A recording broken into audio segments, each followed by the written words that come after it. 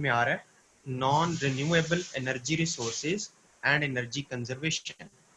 Renewable last time हमने पढ़े थे, जिनको अभी मैंने हाइड कर दिया है इसी में, और नॉन रिन्यूएबल आज हमने पढ़ने हैं। That can not be remade or regrown at a scale comparable to its consumption. मतलब कंजम्पशन के लिए आप उनको ना रिन्यू कर सकते हैं, ना दोबारा आप उनको बना सकते हैं। जब एक दफा वो कंज्यूम हो गए तो बस उसके बाद वो दोबारा इस्तेमाल नहीं हो सकते, ठीक है ना। जैसे ये न्यूक्लियर के अंदर आप यूरेनियम की अफसुदगी देख रहे हैं या फिर कोयले को देख रहे हैं, ये नॉन रिन्यूएबल रिसोर्सेज की एग्जांपल्स हैं और इन्हीं को आगे चल के हम डिस्कस कर रहे हैं।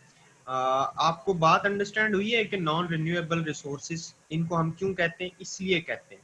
अब in non renewable energy resources की ये टाइप्स आपके सामने आ रही हैं dear.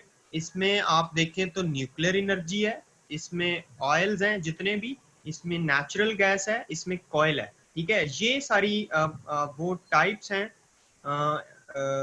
Non renewable energy resources की, जो मैंने अभी आपको शो की। अब हम ऐसा करेंगे कि हम इनको वन बाय वन देखेंगे। सबसे पहले हम बात करने जा रहे हैं न्यूक्लियर एनर्जी की। Nuclear fission uses uranium two create energy. इसके अंदर यूरेनियम को हम इस्तेमाल करते हैं और एनर्जी क्रिएट होती है। Nuclear energy is a non renewable resource because once the uranium is used it is gone. एक दफा आपने यूरेनियम को इस्तेमाल किया, उसके बाद आप उसे दोबारा इस्तेमाल हरगिज नहीं कर सकते। एक तो ये था, सबसे पहली टाइप थी यूरेनियम की या न्यूक्लियर एनर्जी की, ठीक है, ये जो एटम बम जिससे बनता है। और दूसरी जो आगे फर्दर जो टाइप्स हैं वो आपके सामने आ रही हैं, कोल, पेट्रोलियम एंड गैस। कोयला, पेट्रोलियम और नेचुरल गैस, ये सब आप ये समझ लें कि ये फॉसिल फ्यूल से बनते हैं, ठीक है। ये नॉन रिन्यूएबल है because they can not be replenished in a short period of time. These are called fossil fuels. Fossil fuels आप समझते हैं कि पुराने वक्तों में कई सदियां पहले कोई चीजें जो हैं वो जब वो खत्म हुई, वो दब गई जमीनों के नीचे, तो फिर उसके बाद वो एनर्जी में, ये फॉसिल फ्यूल्स ही मैं आपको शो कर रहा हूँ, ये आप देखें। Natural resources such as coal, petroleum, oil and natural gas take thousands of years to form naturally and cannot be replaced as fast as they are being consumed, ठीक है। Extraction of fuel is by mining, drilling and quarrying. आप जब oil निकालते हैं, fuel निकालते हैं या gas वगैरह निकालते हैं तो क्या करते हैं, आप जमीन खोदते हैं। माइनिंग मतलब माइंस में जाते हैं, जमीन को खोदते हैं, ड्रिल करते हैं और फिर उसको क्वेर करते हैं, ठीक है। इकट्ठा करके आप उसको ले आते हैं, बाद में आप उसे रिफाइनरीज में ले जाते हैं और वहां पे जाके उसे साफ करके इस्तेमाल करते हैं, ठीक है ना। होप सो यू अंडरस्टैंड और यू एंजॉयिंग दिस। चले हम सबसे पहले कोयले की बात करते हैं। कोयला पाकिस्तान में accounts for 0.8% of total geological reserves and 5.7% of the total proven reserves of coal in the world. Bulk of coal produced is inferior grade non-cooking coal using to meet the demands of the power sector. Power sector में हम कोयले को, आपको पता है, हम extensively इस्तेमाल कर रहे हैं, बिजली के लिए भी हम इस्तेमाल कर रहे हैं, उसके अलावा चूल्हे जलाने के लिए भी हम इस्तेमाल कर रहे हैं। आपको पता है, आप तो वो क्या कहते हैं, वो टिकटॉक वाला, यार वो क्या होता है, कोयले से वो जो आप सीखें लगाते हैं, बारबेक्यू करते हैं, वो भी बहुत है। मतलब यहाँ पे हमारे यहाँ पाकिस्तान में तो कल्चर वो भी बहुत है। तो कोयले को हम मुख्तलिफ तरीकों से इस्तेमाल करते हैं भाई। हम ईंधन के तौर पे इस्तेमाल करते हैं, कोयले से रेलगाड़ियां भी चलती हैं, कोयले से बिजली के पावर प्लांट भी, जैसे साहिवाल का लगा हुआ है आजकल, और इसी तरह जो है ना आग जलाने के काम भी ये आता है। अब कोयला बनता कैसे है, मैं इसको थोड़ा जूम कर दूं ताकि आपको क्लियर हो जाए बात। 300 million years ago, before the dinosaurs can many giant plants died in swamps, ठीक है। जब स्वैम्प्स आए यानी तूफान आए तो बहुत सारे बड़े बड़े प्लांट जो थे वो जमीन बोस हो गए, ठीक है, वो गल गए। उसके अलावा कोयला जो बनता है पानी से बनता है। 100 मिलियन ईयर्स अगो डर्ट और डेड प्लांट्स जो हैं वो जब मिले और वो दब गए जमीनों में, over millions of years the plants were buried under the water and dirt. पानी और स्लट के नीचे जब वो बर्न हो गए तो बाद में क्या कि उसने कोयले की शक्ल इख्तियार कर ली। इसी तरह रॉक्स एंड डर्ट है, ठीक है, इससे भी कोयला बनता है, ठीक है। हीट एंड प्रेशर जो है turn the dead plants into coal, heat और प्रेशर जो है वो डर्ट को और प्लांट्स को क्या करता है, जमीन के नीचे उसको कोयले की शक्ल में बदल देता है। तो इस तरह कोयला बनता है। Hope so you understand about this. Okay, and कोयले की इंफॉर्मेशन अगर मैं थोड़ी सी आपसे शेयर करूं तो आपके लिए जरा ये ज्यादा बेहतर हो जाएगा। इसकी 4 स्टेजेस होती हैं, आपके सामने आ रही, मैं इसको जूम कर देता हूँ। सबसे पहले होता है पेट, नॉट अ कोयल, ये कोयल नहीं है। Partially decade plant matter in swamps and बॉग्स, low heat content पे ये बड़े होते हैं। फिर हीट और प्रेशर जब बढ़ता है तो फिर ये दूसरी टाइप आती है लिग्नाइट, ठीक है, ये ब्राउन कोयला इसे कहते हैं। तो low heat content, low sulphur content, limited supplies in most areas, ठीक है, होती हैं। फिर इसको और ज्यादा जब हीट और प्रेशर मिलता है तो ये बनता है बिटू माइनस कोल, ठीक है ना, बिटू माइनस कोल। सॉफ्ट कोल इसे कहते हैं। आप इसका कलर देख रहे हैं, कहीं से व्हाइट है कहीं से ब्लैक है। तो extensively used as a fuel because of its high heat content and large supplies normally has a high sulfur content। आपको शायद आइडिया ना हो, लोग पुराने वक्तों में इस किस्म के पत्थर से आग जलाया करते थे, ठीक है। अब इसको जब हीट और प्रेशर और ज्यादा दिया जाता है तो ये लास्ट वाली इसकी स्टेज बनती है, और वो स्टेज आप देख रहे हैं एंथ्रासाइट हार्ड कोल जो होता है, इसकी लास्ट स्टेज। ये हाईली डिजायरेबल फ्यूल के तौर पे इस्तेमाल होता है because of its high heat content and low sulphur content. Supplies are limited in most areas, ठीक है, काफी सारे एरियाज में इसकी लिमिटेड सप्लाईज होती हैं, बट ये बहुत ही लास्ट स्टेज है कोयले की। तो ये कोयले के बारे में कुछ फैक्ट्स फिगर्स थे जो आप लोगों ने देखे।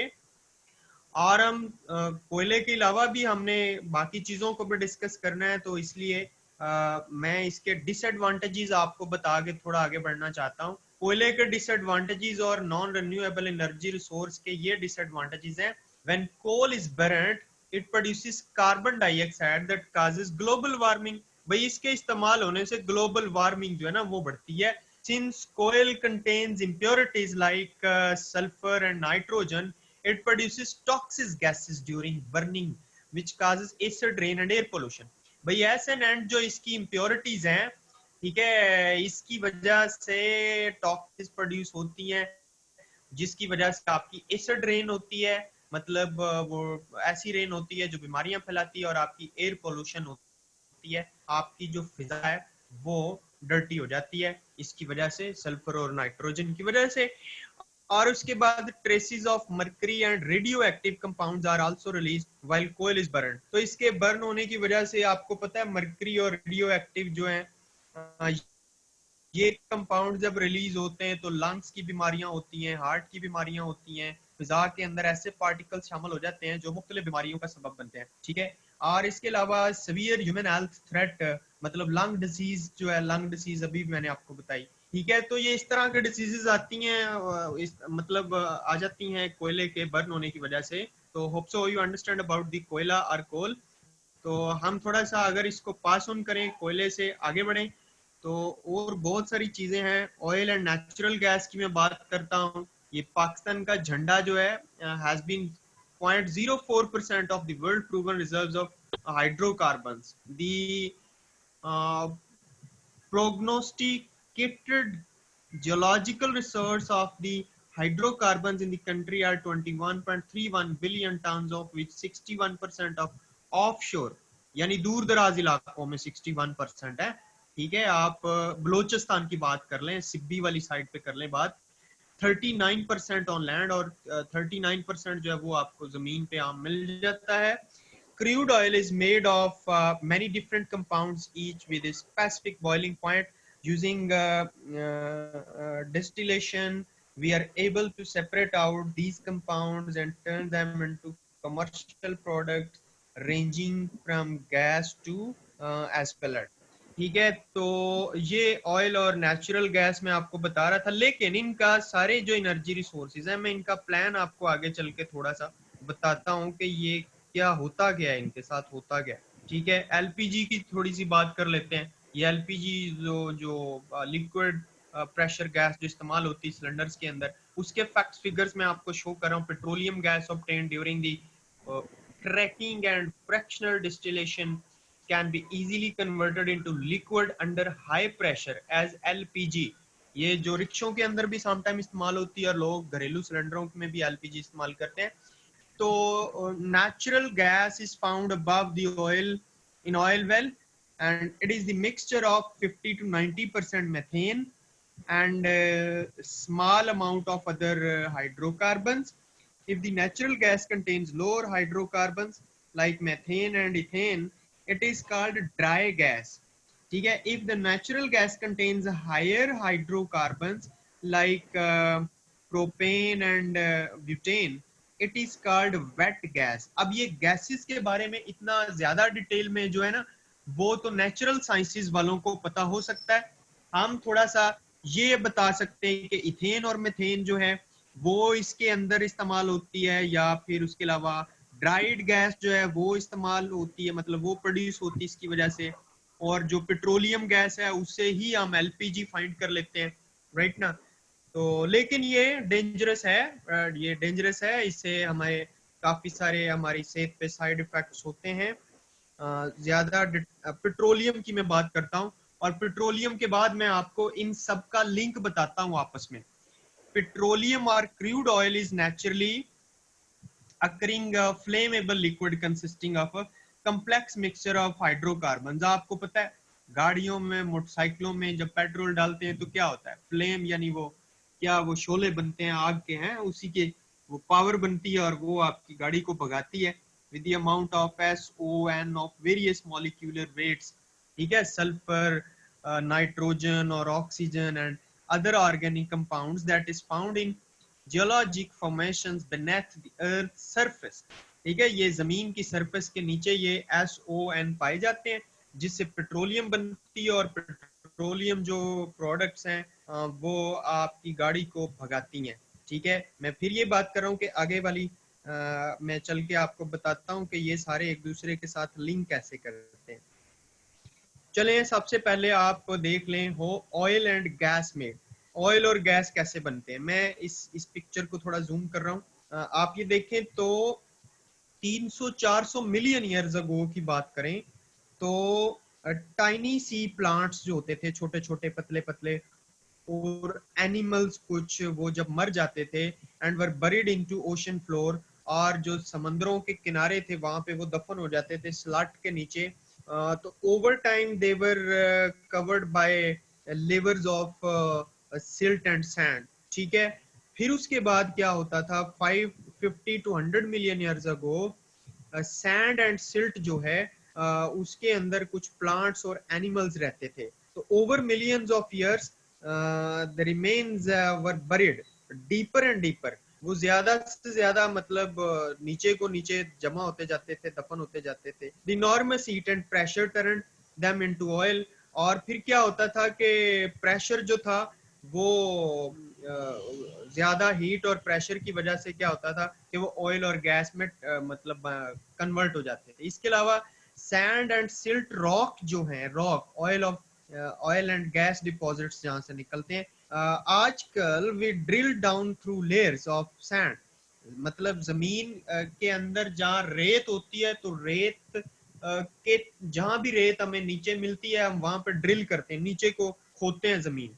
ठीक है, सिल्ट निकलती उसके नीचे, और फिर रॉक यानी चट्टाने निकलती हैं to reach the rock formations that contains oil and gas. और जब हम रॉक्स की फॉर्मेशन में जाते हैं तो वहां से हमें ऑयल और गैस के रिसोर्सेज मिलते हैं। अभी कुछ दिन पहले, कुछ महीने पहले, वो कराची वाली साइड पे समंदर में भी हमने एक ड्रिलिंग मशीन लगाई थी कि यहाँ से वो निकल रहा है सोना वगैरह और पता नहीं क्या क्या निकल रहा है, लेकिन वो फिर कंपनी वहां से भाग गई और उसने कहा जी कुछ नहीं निकल रहा, तो वो सारे पैसे जाया गए।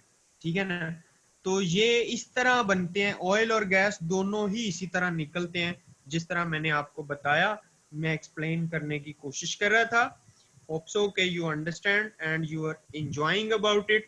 जो बात मैं पहले कर रहा था कि ये ऑयल गैस और ये पेट्रोलियम का आपस में ताल्लुक क्या है, ये मैं आपको जनाब बता रहा हूँ oil refining process. Oil refinery की कई यहाँ पे हमारे लगी हुई हैं, फैक्ट्रियां और मिलें वगैरह लगी हुई हैं। जो क्रूड ऑयल होता है ना, क्रूड ऑयल रॉ फार्म में उसको हीटअप किया जाता है। जब उसे हीटअप करते हैं तो जनाब हमें जो है गैसेस मिलती हैं वहां से, और गैसेस के बाद फिर गैसोलीन मिलता है। गैसोलीन भी जो है वो एक तरह का ऑयल है। और गैसोलीन के अलावा फिर एविएशन फ्यूल हमें मिलता है जो जहाजों में इस्तेमाल होता है। और उसके अलावा ऑयल को हम हीट करते हैं, तो उसके बाद फिर ऑयल को हीट करने से डीजल भी हमें वहां से मिलता है। ठीक है, और इसके अलावा जो है नेफ्था, ग्रीन एंड वैक्स, ये कुछ और भी एडवांस किस्म के ऑयल्स हैं। हमारे मुल्क में जो ऑयल्स हैं वो ये वाले ऊपर वाले इस्तेमाल होते हैं। ठीक है, ये वाले ऑयल्स इस्तेमाल होते हैं, उसमें गैसेस इस्तेमाल होती हैं, गैसोलीन इस्तेमाल होता है। ठीक है, और उसके अलावा डीजल इस्तेमाल होता है और पेट्रोल इस्तेमाल होता है। ठीक है ना, तो ये सारा ऑयल रिफाइनिंग प्रोसेस से होता है। पहले ऑयल क्रूड फॉर्म में होता है, जब उसको हीट किया जाता है तो ये मुख्तलिफ शक्लें बदलता है। ठीक है ना, ये सारा इसका प्रोसेस है। और ये सारे नॉन रेन्यूएबल एनर्जी रिसोर्सेज हैं जो मैं आपको शो कर रहा हूँ। नेचुरल गैस की थोड़ी सी अगर बात कर लें तो नेचुरल गैस के एडवांटेजेस भी हैं, वहां पर डिसएडवांटेजेस भी हैं। मैं अगर जूम करूं तो आप इसको ज्यादा एडवांटेजेस को इजीली पढ़ सकेंगे। हाई नेट एनर्जी यील्ड है, low cost with huge subsidies, subsidies ज्यादा मिलती हैं लेकिन कॉस्ट कम आती है। लेस एयर पोल्यूशन इसकी वजह से होती है देन अदर फॉसल फ्यूल। होती है एयर पोल्यूशन होती है लेकिन बाकी फॉसल फ्यूल्स की निस्बत कम होती है, जैसे न्यूक्लियर हो गया या कोयले की हमने बात की। लोअर CO2 मतलब carbon oxide emissions than other fossil fuels. Moderate environmental impact, environmental impact होता है लेकिन मॉडरेट होता है। इजीली ट्रांसपोर्टेड बाय पाइपलाइंस, और पाइपलाइंस के जरिए हम इजीली से ट्रांसपोर्ट कर सकते हैं। और लैंड का कम इस्तेमाल होता है, लेकिन इसके वहां पर डिसएडवांटेजेस भी हैं।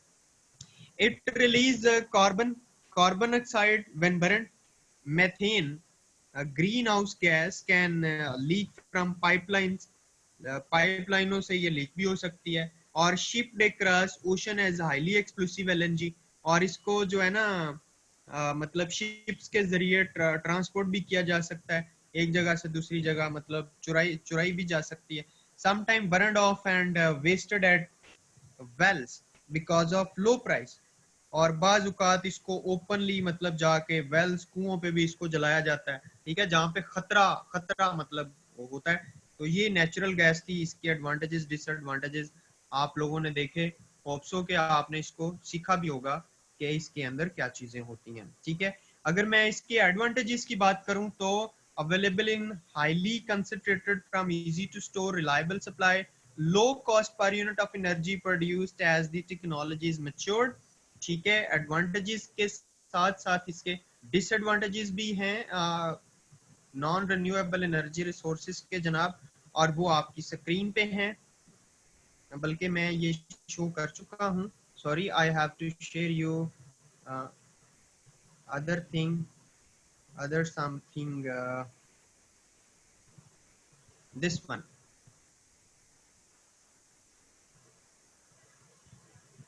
हमें इससे भी पहले, सॉरी, मैं आपको कुछ और शो करना चाह रहा था। Disadvantages of natural gas: highly polluting, available on few places, high running cost, limited supply, and will one day get exhausted। ये मतलब वो खत्म हो जाती है, एग्जॉस्ट हो जाती है जल्दी। ठीक है ना, तो ये इसके एडवांटेजेस डिसएडवांटेजेस थे नेचुरल गैस के, आपने होप सो देखे होंगे। अब सवाल ये पैदा होता है कि how does we use it, हम इनको कैसे इस्तेमाल करें। ठीक है, तो इनके इस्तेमालात अब मैं आपको बताने जा रहा हूँ, आप लोगों ने क्विकली इसको गेट करना है। सबसे पहले तो ये देखें इक्विपमेंट जो इसमें इस्तेमाल होते हैं। 0 वाट बल्ब इस्तेमाल होता है, ठीक है, जो 12 वाट का होता है। मॉस्किटो जो आप रिप्लेनेट से इस्तेमाल करते हैं 10 वाट का होता है। मोबाइल चार्जर 5 वाट का, वोल्टेज स्टेबलाइजर 25 वाट का, और यूपीएस इन्वर्टर 40 वाट का, और केबल सेट टॉप बॉक्स जो होता है जिसमें केबलें शेबलें लगती हैं वो 25 वाट एनर्जी जो है ना वो कंज्यूम करता है। ठीक है, और ये सारी यही रिसोर्सेज हैं जहाँ से हम मतलब जो है ना एनर्जी को लेते हैं। और इसी तरह मैं थोड़ा सा आगे चलूं तो equipment running in stand by mode, जब आप इनको लगाते हैं, कंपैक्ट ऑडियो सिस्टम है तो वो 27 वॉट आप स्टैंड बाय पे लगाएंगे तो लेगा। डीवीडी सीडी और वीसीडी प्लेयर है 12 वॉट लेगा स्टैंड बाय पे। माइक्रोवेव ओवन जो है वो 6 वॉट लेगा। इंजेक्ट प्रिंटर है 5 वॉट लेगा स्टैंड बाय पे। टीवी को अगर आप स्टैंड बाय पे लगाते हैं तो 22 वॉट ये कंज्यूम करता है। इसका मतलब ये है कि आपको टीवी को भी स्टैंड बाय पे नहीं लगाना चाहिए, बल्कि उसको जब बंद करना हो तो टोटली उसका पीछे से ही बटन ऑफ कर देना चाहिए, ताकि आप एनर्जी को कंजर्व करें, आप उसको सेव करें। ठीक है ना। एशियन एनर्जी सोर्सेज ये बताते हैं कि 1256.4 million metric tons of methane जो है वो बनती है, और 32,28,000 metric tons of nitrogen oxide. इसी तरह 1021.1 million metric tons of carbon dioxide Asia के अंदर। 1242.4 million metric tons carbon dioxide equivalent of hydro fluorocarbon and उसके अलावा आप ये देखें कि पर फ्लोरोकार्बन एंड सल्फर हेक्साफ्लोराइड, ठीक है, ये इस्तेमाल होते हैं। साइंटिफिक जो लोग हैं वो इसको बहुत अच्छी तरह जानते होंगे। ठीक है, बरल ये सारी वो गैसेस आपको बताई जा रही हैं जो कि नॉन रिन्यूएबल हैं और जो कि डैमेजेस प्रूव होती हैं ह्यूमन हेल्थ को। हमें क्यों कंजर्व करना चाहिए? पीछे मैं आपको दिखा रहा था इतने वॉट की कंजर्वेशन, इतने वॉट की, ये बल्ब इतना खाता है और ये डिवाइस इतना खाती। क्यों कंजर्व हमें करना चाहिए? We have limited fuels available on earth. आपको पता है जमीन पे, अर्थ पे फ्यूल अवेलेबल जो है लिमिटेड है, और एनर्जी अगर फ्री कर दी जाए तो हमारी इकोनॉमी कहां से कहां चली जाएगी। Our demand for energy is increasing day by day. Demand हमारी बढ़ रही है, लोग बढ़ रहे हैं, गाड़ियां बढ़ रही हैं, ठीक है, घर बढ़ रहे हैं, तो उनमें एनर्जी का इस्तेमाल भी बढ़ रहा है। It is possible that somebody most of fuels will be exhausted and we will have to switch over to alternate energy. ठीक है, तो हमें उसको कंजर्व करना चाहिए। कंजर्वेशन जहाँ पे ज्यादा हो वहां पे हमें दूसरे एनर्जी रिसोर्सेज की तरफ स्विच करना चाहिए। सही है ना भाई। और सॉल्यूशंस मैं थोड़े से आपको आपके साथ शेयर कर सकता हूँ। लाइटिंग है तो turn lights off when not in use and use day lighting, और दिन में उनको वैसे ही ऑफ रखें। Up to 8 to 20% of lighting energy आप इस तरह कर सकते हैं। उसके अलावा एयर कंडीशनिंग की बात करें तो set thermostat as low as possible for each degree up to 5% saving इसमें आप कर सकते हैं। हीटिंग और ये जो वेंटिलेशन है या एयर कंडीशनिंग है, इसमें limit after school activities to few heating cooling zones as possible. ठीक है, आप 25% इससे सेव कर सकते हैं। उसके अलावा heating ventilation and air conditioning do not block air flow to highway vents. ठीक है, 10% आप इस तरह सेव कर सकते हैं। तो ये कुछ पैटर्न्स थे जिनके जरिए आप एनर्जी को सेव कर सकते हैं। टाइम थोड़ा है तो इसलिए हमें जरा क्विकली आगे जाना पड़ेगा। अगर कोई चीज आपकी स्किप भी हो रही है तो आप स्क्रीनशॉट लेते जाएं। ठीक है ना। और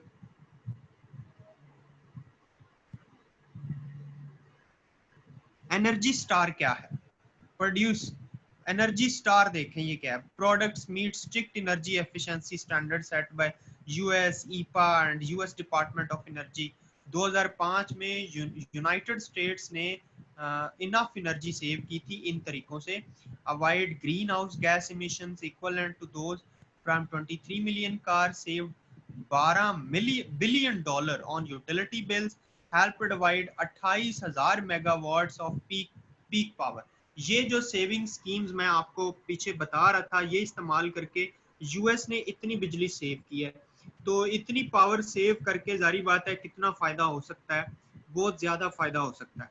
ठीक है, अगर हम रिसाइकलिंग प्रोसेस की तरफ बढ़े तो recycling is an excellent way of saving energy and conserving the environment. Did you know that one recycled tin can would save enough energy to power a television for 3 hours? One recycled glass bottle would save enough energy to power a computer for 25 minutes.